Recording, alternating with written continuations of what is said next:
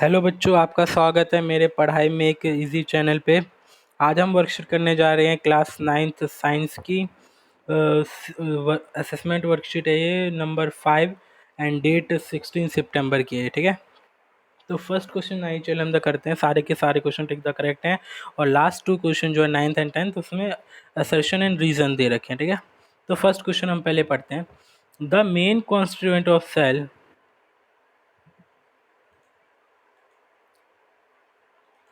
क्या है question? The main constituent of the cell, plant cell is, cell wall of the plant cell is। ठीक है, तो जो मेन कॉन्स्टिट्यूएंट होता है हमारा सेल का वो कौन सा होता है? ठीक है, प्लांट में जो होता है हमारा, देखो एनिमल सेल में भी हमारी, एनिमल सेल में सेल वॉल नहीं होती बट प्लाज्मा मेम्ब्रेन होती है प्रोटेक्ट करने के लिए सेल को। तो वैसे ही प्लांट में एक्स्ट्रा प्रोटेक्शन के लिए हमारा एक सेल वॉल होता है। तो मेन कॉन्स्टिट्यूएंट उसका क्या है ये इसमें पूछ रहा है। ठीक है, तो आपको पता है कि इसका मेन कॉन्स्टिट्यूएंट क्या होगा? इसका मेन कॉन्स्टिट्यूएंट होगा हमारा सेलुलोज। क्या होगा हमारा? सेलुलोज। सो इसका आंसर क्या है हमारा? सी, सेलुलोज। ठीक है, मेन कॉन्स्टिट्यूएंट है हमारा। ठीक है, प्लांट के सेल वॉल का। ठीक है, ओके, फर्स्ट क्वेश्चन हो गया। फिर सेकंड क्वेश्चन पे चलते हैं। Plastid which are responsible for giving colours to fruits and flowers, ये पूछ रहा है वो प्लास्टिड कौन सा है जो कि रिस्पॉन्सिबल है for giving colours to fruits and flowers, को कलर देने के लिए कौन सा प्लास्टिड रिस्पॉन्सिबल है?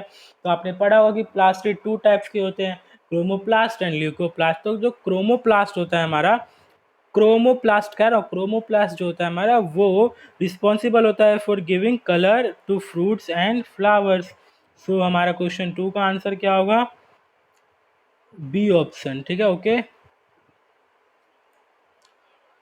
Third question, which of the following is present in onion cell but not in human cell. अब ये पूछ रहा है कि ऐसी कौन सी चीज़ है जो ऑनियन सेल में प्रेजेंट है एंड ह्यूमन सेल में प्रेजेंट नहीं है। ह्यूमन के चीक सेल में, ऑनियन सेल यानी कि वो प्लांट सेल है, ह्यूमन चीक सेल यानी कि वो एनिमल सेल है। तो ये मतलब आप ए ऑप्शन पढ़ते हैं, ए ऑप्शन में दे रखा है सेल वॉल। तो हाँ, इसका आंसर होगा सेल वॉल। क्यों? क्योंकि सेल वॉल जो होता है सिर्फ प्लांट सेल में प्रेजेंट होता है और सिर्फ ऑनियन सेल है हमारा प्लांट सेल, और जो ह्यूमन चीक सेल यानी कि ह्यूमन के गाल का सेल वो हमारा एनिमल सेल हो, तो उसमें एनिमल सेल नहीं होगा। तो इसका सही आंसर क्या है? क्वेश्चन नंबर 3 का ए ऑप्शन। ठीक है, मैं साथ साथ एंड सर्कल भी कर दे रहा हूँ ऑप्शंस को, तो आप ध्यान से देखिएगा। ठीक है,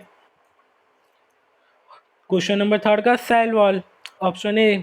अब हम चलते हैं फोर्थ क्वेश्चन की तरफ। If we place some red blood cell in the following solution, अगर हम किसी रेड ब्लड सेल को अगर हम किसी सॉल्यूशन में डालें जिसमें जो आरबीसी का सेल है उसका साइज में इंक्रीजिंग हो जाता है, तो जाहिर सी बात है कि अगर पानी मतलब इंक्रीज साइज इंक्रीज करेगा आरबीसी का, इसका मतलब कि उसके अंदर पानी आ रहा है। कहाँ से आ रहा है? बाहर के मीडियम से आ रहा है। तो इसका मतलब बाहर वो मीडियम होगा जिसके अंदर पानी की क्वांटिटी ज़्यादा है, मीन्स हाइपोटोनिक सॉल्यूशन जिसमें सोल्यूट कम होता है एंड वाटर ज़्यादा होता है। तो क्वेश्चन नंबर 4 का कौन सा आंसर हो गया? Option B, hypotonic solution. क्यों? क्योंकि हाइपोटोनिक सॉल्यूशन में जो सॉल्यूट की कॉन्सेंट्रेशन होती है वो क्या होती है? बहुत लो होती है एज कम्पेयर टू वाटर। सो इसका आंसर है, तभी तो अगर बाहर पानी ज़्यादा होगा तभी आरबीसी में है, क्योंकि आरबीसी में क्या है? लो कंसंट्रेशन, और बाहर के मीडियम में क्या है? हमारा हाई कंसंट्रेशन ऑफ वाटर है। और आपको पता है कि जो वाटर का फ्लो होता है वो कहाँ से कहाँ होता है? High concentration to low concentration. Okay, तो क्वेश्चन 4 का आंसर है हमारा बी, हाइपोटोनिक सॉल्यूशन। अब क्वेश्चन नंबर 5 पे चलते हैं हम। ठीक है, ये कह रहा है which of the following is an example of single cell that does not function as a full fledged organism. ये कह रहा है कि नीचे एग्जाम्पल दे रखे हैं सिंगल सेल के। ठीक है, तो इनमें से कौन सा ऐसा सिंगल सेल है जो कि फुल्ली फ्लैड्ज ऑर्गेनिज्म यानी कि पूरे ऑर्गेनिज्म की तरह वर्क नहीं करता? तो देखिए, पहला ही ऑप्शन इसका करेक्ट है, वाइट ब्लड सेल, WBC। ठीक है, ये जो है ये सही ऑप्शन है हमारा क्वेश्चन नंबर 5 का। ये जो है ये सिंगल सेल है बट ये ऑर्गेनिज्म नहीं है कोई सा। ठीक है, ये क्या नहीं है? ऑर्गेनिज्म नहीं है। और जैसे कि B option amoeba, amoeba organism है और सिंगल सेल भी है। सी में भी एमीबा है तो ये भी ऑप्शन नहीं हो सकता। डी पैरामीशियम, ये भी सिंगल सेल है बट ये ऑर्गेनिज्म की तरह वर्क करता है। सो क्वेश्चन नंबर 5 का आंसर है ए, वाइट ब्लड सेल। ओके, अब क्वेश्चन नंबर 6 पे चलते हैं।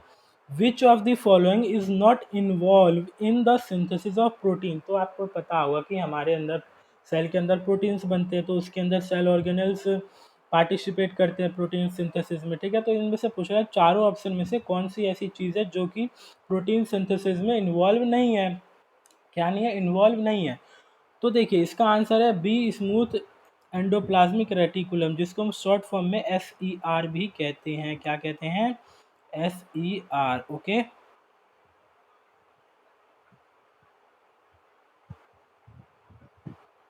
ठीक है। इसमें प्रोटीन सिंथेसिस में रफ एंडोप्लाज्मिक रेटिकुलम, जिसको हम RER कहते हैं, वो भी इन्वॉल्व रहता है, और राइबोसोम भी इन्वॉल्व रहता है, गोल्गी बॉडी भी इन्वॉल्व रहता है। बट स्मूथ एंडोप्लाज्मिक रेटिकुलम, जो कि ऑप्शन बी है क्वेश्चन नंबर 6 का, ये इन्वॉल्व नहीं रहता। सो हमारा करेक्ट ऑप्शन होगा बी ऑप्शन, जो कि करेक्ट है, smooth endoplasmic reticulum, question number 6 का। अब हम 7th क्वेश्चन पे चलते हैं।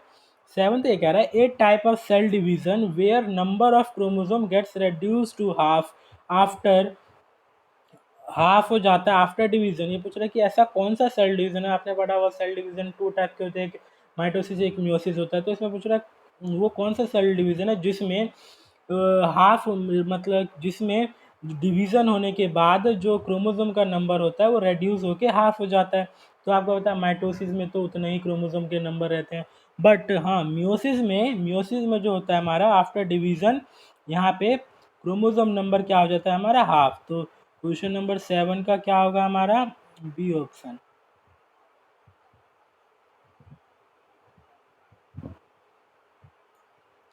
क्वेश्चन नंबर 7 का हमारा आंसर क्या है, B option. Okay, question number 7 का ध्यान से सुनिए, बी ऑप्शन है meiosis. Which of the cell organelle is known as suicidal bags of the cell. आप अगर चैप्टर आपने पढ़ा होगा यूनिट ऑफ लाइफ सेल, तो उसमें लिखा होगा कि जो सुसाइडल बैग है हम उसको लाइसोसोम को कहते हैं, ठीक है। लाइसोसोम को और किस नाम से जाना जाता है, सुसाइडल बैग। तो हमारा इसका क्वेश्चन नंबर 8 का करेक्ट ऑप्शन क्या है, सी। ओके, क्वेश्चन नंबर 8 का लाइसोसोम आंसर है, जो कि ऑप्शन सी है। अब हम 9th एंड 10th क्वेश्चन पे चलते हैं, but 9th and 10th question assertion and reason वाला, तो इसकी स्टेटमेंट हम पहले पढ़ते हैं। तो इसमें देखिए अगर ए ऑप्शन हम तब टिक करेंगे जब बोथ असर्शन एंड रीजन, यहाँ पे दो स्टेटमेंट दे रखे हो, तो एक असर्शन एक रीजन। तो अगर असर्शन एंड रीजन दोनों ट्रू है and R is correct explanation of the assertion का है, तो हम ए ऑप्शन टिक करेंगे। बी हम तब टिक करेंगे जब both A and R true है, बट जो रीज़न है वो करेक्ट एक्सप्लेनेशन नहीं है असर्शन का। सी हम तब टिक करेंगे जब ए असर्शन ट्रू है बट रीज़न फॉल्स है। डी हम तब चूज़ करेंगे जब ए गलत है एंड जो रीज़न है वो ट्रू है। तो हम क्वेश्चन नंबर 9 पढ़ते हैं। असर्शन में कह रहा है कि a virus is a prokaryotic organism. तो देखिए ये बिल्कुल ही गलत बात है, ठीक है। जो वायरस होता है ना तो वो प्रोकैरियोटिक होता है ना तो वो यूकैरियोटिक होता है। तो ये तो पता चल गया हमें कि असर्शन जो है इसका वो रॉन्ग है। क्या है, रॉन्ग है। अब हम रीजन पढ़ते हैं। A virus is living when it is in its host. ये सही बात कह रहे हैं क्या, कि वायरस जो होता है हमारा अगर किसी लिविंग बॉडी के अंदर है तो उसको मतलब लिविंग बॉडी यानी कि होस्ट जो होता है हमारा जिसके अंदर वो रहता है, जिसको इफेक्ट करता है वो, तो अगर किसी होस्ट के अंदर है बॉडी के अंदर, तो वो हम फिर वायरस को लिविंग कहेंगे, ठीक है। अगर वो मतलब बाहर है, ठीक है, अगर वो किसी होस्ट के अंदर नहीं है, अगर बाहर है ऐसी स्पेस में, तो हम उसे नॉन लिविंग थिंग कहेंगे, ठीक है। और उसके आगे लिखा इट इज़ नेदर प्रोकैरियोटिक और नर यूकैरियोटिक, यानी कि वायरस जो होता है वो ना तो प्रोकैरियोटिक होता है और ना तो वो यूकैरियोटिक होता है। तो रीज़न जो है वो एकदम करेक्ट है, ठीक है। तो देखिए हमने, देखिए डी ऑप्शन में ये दे रखा है, हम डी लगाएंगे। क्यों? क्योंकि अभी हमने ऊपर में पढ़ा था कि डी ऑप्शन हम तब टिक करेंगे जब असर्शन रॉन्ग हो एंड रीज़न ट्रू हो। ओके, तो हमारा डी ऑप्शन करेक्ट हो गया 9th क्वेश्चन का। अब 10th क्वेश्चन पे चलते हैं। असर्शन कह रहा है mitochondria is known as power house of the cell. Yes, correct. Power house इसलिए हम कहते हैं माइटोकॉन्ड्रिया को क्योंकि वहाँ पे एनर्जी, हम उनसे हमें एनर्जी मिलती है, वो स्टोर हाउस है हमारा। जब भी हमें एनर्जी की ज़रूरत पड़ेगी तो हमारा माइटोकॉन्ड्रिया से आएगा। एंड रीज़न ये कह रहा है ATP is produce by mitochondria. तो देखिए माइटोकॉन्ड्रिया तो हमारा power house of the cell है, बट उसका रीज़न क्या होगा? क्या? क्योंकि उसके अंदर एटीपी रिलीज होती है, एटीपी बनती है उसके अंदर, तभी तो उससे एनर्जी मिलती है हमें। तो यस, ये दोनों करेक्ट है, और रीज़न जो है वो करेक्ट एक्सप्लेनेशन भी है असर्शन का। सो हमारा ऑप्शन ए हो जाएगा। ओके,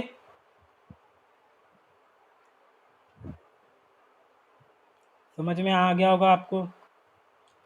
ठीक है, तो हमारा ये क्या है, क्वेश्चन नंबर 10 का ऑप्शन ए होगा, क्योंकि असर्शन भी ट्रू है एंड रीजन भी ट्रू है, and reason is a correct explanation of assertion. Okay, सारे क्वेश्चन हमने कर लिए। अभी मैं आपको जूम कर करके दिखा देता हूँ, बट जूम में थोड़ा गलत हो जाएगा, तो मैं ऐसे ही रहने देता हूँ। ठीक है, आप देख लीजिएगा कौन सा क्या है।